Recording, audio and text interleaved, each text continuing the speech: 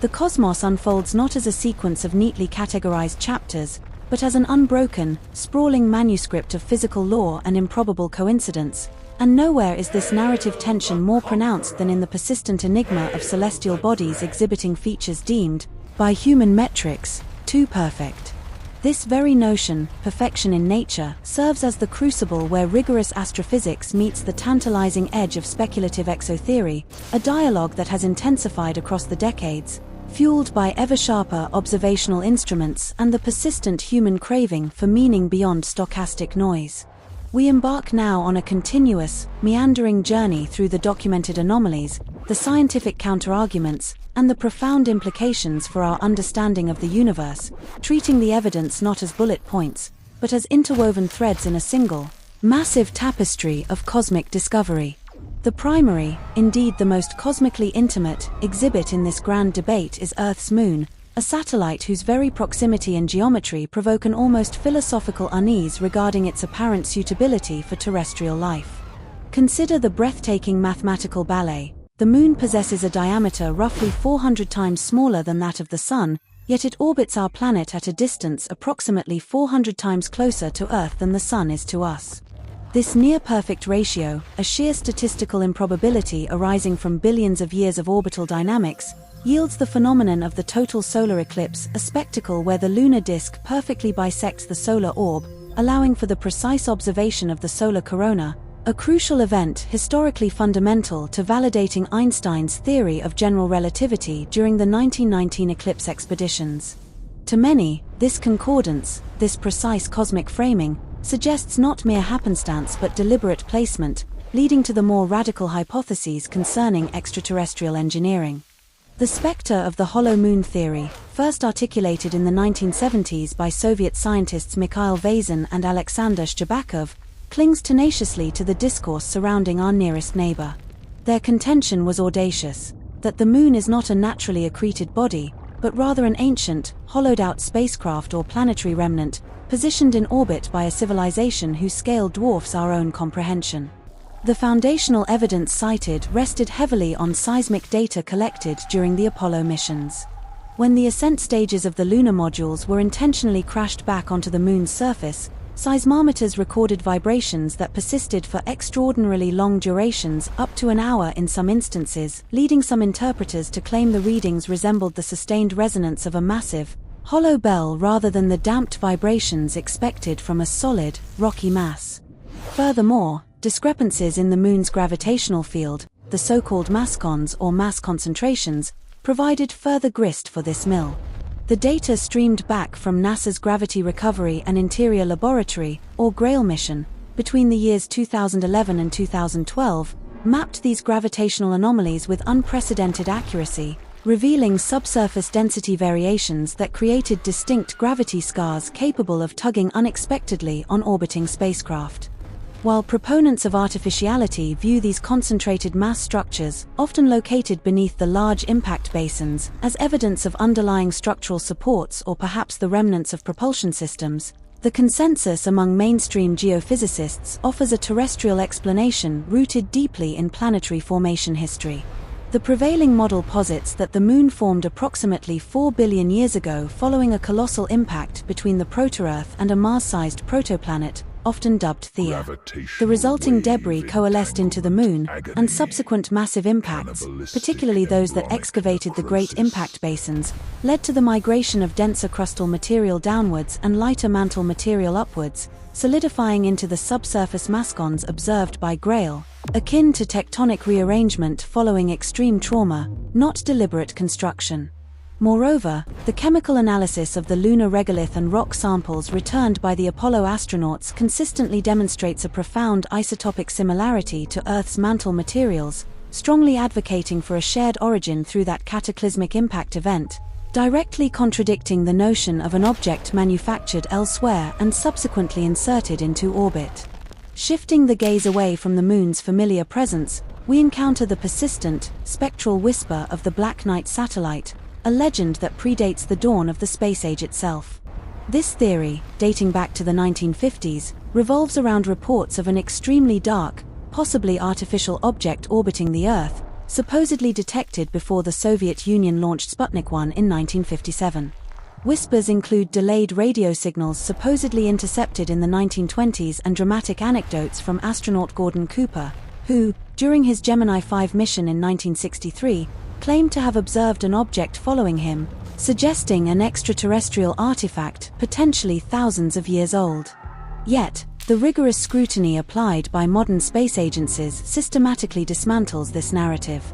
Official investigations by NASA and various military space surveillance programs have repeatedly concluded that the purported sightings of the Black Knight are almost invariably misidentifications. The most frequently cited evidence from the late 20th century, specifically, images captured during a space shuttle mission in 1998 showing a drifting object, was eventually authenticated as merely a piece of thermal insulation blanket that had separated from the spacecraft, a common occurrence in orbital mechanics.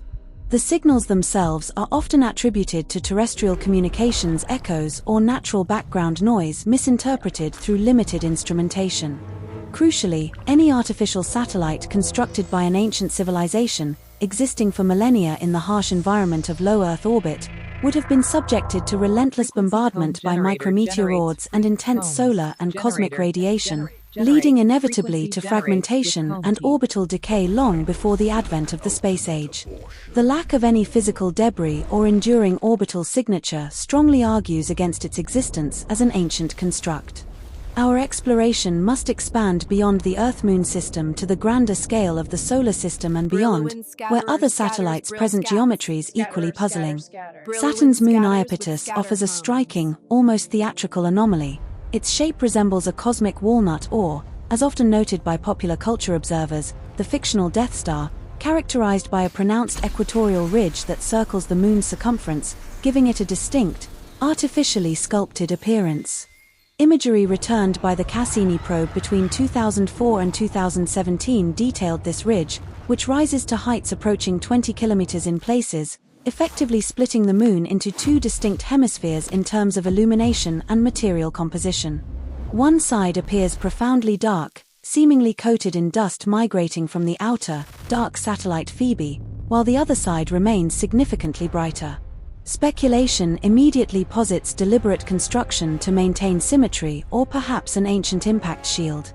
However, the current scientific modeling favors a purely geological explanation tied to Iapetus's formation history. It is theorized that during Iapetus's early, intensely hot and plastic phase, as it rotated rapidly, massive amounts of material accumulated at the equator due to centrifugal force, similar to how the Earth bulges slightly at its waist. As the moon cooled and differentiated, this massive equatorial bulge became fixed, solidified by the internal structure, maintaining the peculiar, non-spherical equilibrium that challenges our preconceptions of small, icy body evolution. The color dichotomy is less mysterious, explained by the continuous, slow deposition of dark, carbonaceous dust from Phoebe's orbit intersecting Iapetus's path. Mars contributes its own enigma in the form of Phobos. This small, inner moon of the red planet possesses an incredibly irregular, potato-like shape and is marred by a network of parallel grooves, notably the deep Stickney crater. Its low density and strange morphology led the Soviet astronomer Iosif Shklovsky, as early as 1959, to suggest that Phobos might be hollow, perhaps an observation post or an ancient, captured asteroid that was never fully solidified, theorizing that only a hollow structure could explain its orbital dynamics and apparent fragility. Subsequent missions, including NASA's Viking orbiters and the European Space Agency's Mars Express, have mapped its interior structure with enough detail to rule out the hollow hypothesis conclusively.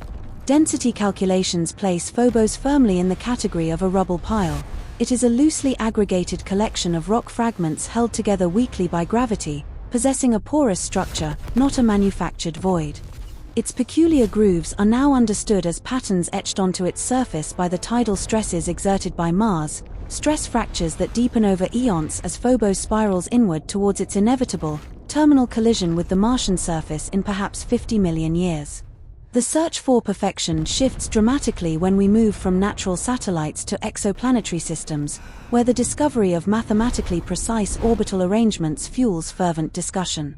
The system designated HD 110067, situated approximately 100 light-years from Earth, has recently become a celestial laboratory for examining orbital resonance. Observations spanning late 2023 and early 2024, primarily utilizing NASA's Transiting Exoplanet Survey Satellite, or TESS, corroborated by the European Space Agency's Characterizing Exoplanet Satellite, (CHEOPS), revealed a system containing at least 6 planets, all estimated to be Neptune-sized worlds, locked in astonishingly precise orbital commensurability. These planets orbit their star in near-perfect integer ratios, meaning that for every certain number of orbits one planet completes, the others complete a corresponding, exact number of orbits. For example, if planet A orbits 3 times, planet B orbits exactly twice, a state of perfect resonant chain. This level of stability is mathematically exquisite, suggesting that the system has avoided major disruptive gravitational interactions over its entire history. For thinkers like Avi Loeb of Harvard University, such extreme order presents a compelling, though circumstantial, case for technosignatures evidence of deliberate manipulation to ensure long-term stability for potential long-lived civilizations. However, mainstream planetary dynamicists view this as the ultimate test case for formation theories, suggesting that the gentle accretion of planetary material in a highly ordered protoplanetary disk can, under the right initial conditions, specifically low initial eccentricities, naturally lead to these beautifully tuned resonant chains. The sheer complexity and stability of HD 110067 offer powerful constraints on our models of planetary migration and formation. It is a natural outcome that, while statistically rare, is predicted by advanced N-body simulations of gravitational evolution. A more recent, ephemeral point of intrigue involved the interstellar object 3I/Atlas, first detected in 2025. Its trajectory, deviating markedly from the typical hyperbolic paths expected of objects originating outside our solar system, combined with the detection of an unusually narrowband radio signal, the first such confirmed detection from an interstellar visitor, immediately triggered speculation about artificial propulsion or communication. The initial analysis, conducted under intense global scrutiny, seemed tantalizingly close to confirming an artificial origin. Yet, the meticulous follow-up observations and subsequent chemical spectroscopy confirmed that Atlas possesses the spectral signature of a typical Oort cloud comet, characterized by the standard mix of volatiles like carbon dioxide, water ice, and complex organic molecules sublimating in the solar proximity. The anomalous orbit was eventually reconciled by factoring in the subtle, non-gravitational thrust generated by asymmetric sublimation of its icy material, a phenomenon well documented in conventional cometary physics, though amplified in this particular case due to its composition and trajectory. The radio signal, after months of intense vetting, was ultimately traced to terrestrial satellite interference, a potent reminder of the necessity for redundant verification in the search for the truly anomalous. This entire spectrum of investigation, from the Moon's resonant size to the precise clockwork of distant exoplanets, forces us to confront the dichotomy between the intrinsic elegance of natural laws and the perceived intentionality suggested by apparent perfection. Science fundamentally operates under the principle of methodological naturalism. All phenomena must be explained through reproducible, testable physical mechanisms unless overwhelming, verifiable counter-evidence emerges. In astrophysics and geophysics, these mechanisms are robust. Gravity, the universal sculptor, organizes matter into spheres and dictates orbital mechanics with elegant precision. Tidal forces shape moons, impacts create massive density variations, and accretion disks naturally favor the conservation of angular momentum, often resulting in highly ordered, resonant configurations over cosmological timescales, provided the initial conditions are favorable. The statistical improbability of the Moon-Sun size ratio, while striking to the naked eye, must be contextualized against the vastness of cosmic time and the sheer number of planetary systems that must have formed. If we only observe the few stable systems that permit long-term evolution, such as our own, we inherently select for structures that have survived the chaotic early epochs, structures that by definition will appear highly ordered and stable, a form of observational bias known as the weak anthropic principle, suggesting that the universe must appear fine-tuned for observers because only fine-tuned universes permit observers to exist.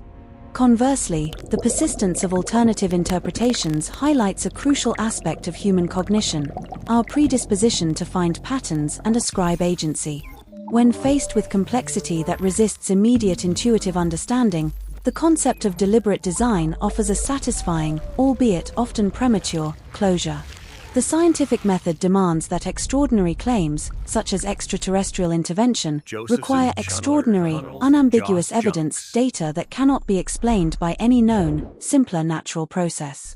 Currently, every significant geophysical or orbital anomaly cited has yielded plausible, albeit sometimes complex, natural explanations supported by increasing volumes of quantitative data derived from probes like Lunar Reconnaissance Orbiter, Cassini, and the ongoing fleet of telescopes dedicated to exoplanet characterization. Looking forward, the next critical phase of exploration promises to refine these assessments. The Artemis program, with its goal of establishing a sustained human presence on the Moon by the latter half of this decade, aims to deploy sophisticated seismic and subsurface penetrating radar arrays far beyond the localized measurements of Apollo. These new instruments will probe the Moon's deep interior structure, potentially resolving the lingering questions about the mascons and the veracity of the ringing observations. If the internal structure proves to be far more uniform or radically different from the expected differentiated body, the pressure on the natural models will increase significantly. Similarly, the James Webb Space Telescope continues to probe the atmospheres and formation histories of distant exoplanets, including systems like HD 110067.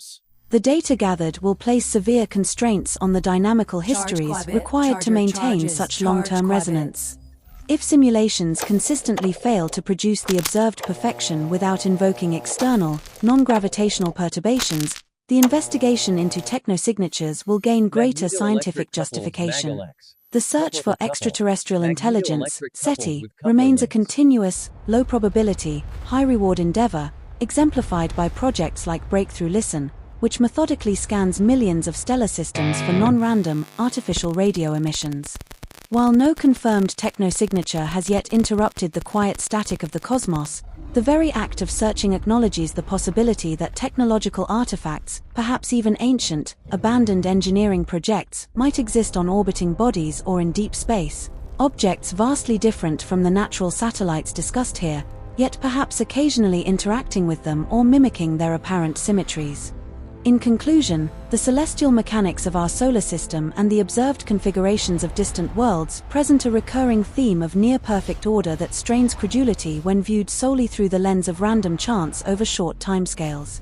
However, when viewed across the immense temporal vista of cosmic history, governed by the relentless, predictable, albeit complex, mathematics of gravitational interaction and planetary accretion, these so-called too-perfect satellites and systems appear increasingly to be the predictable, if rare, endpoints of natural evolution.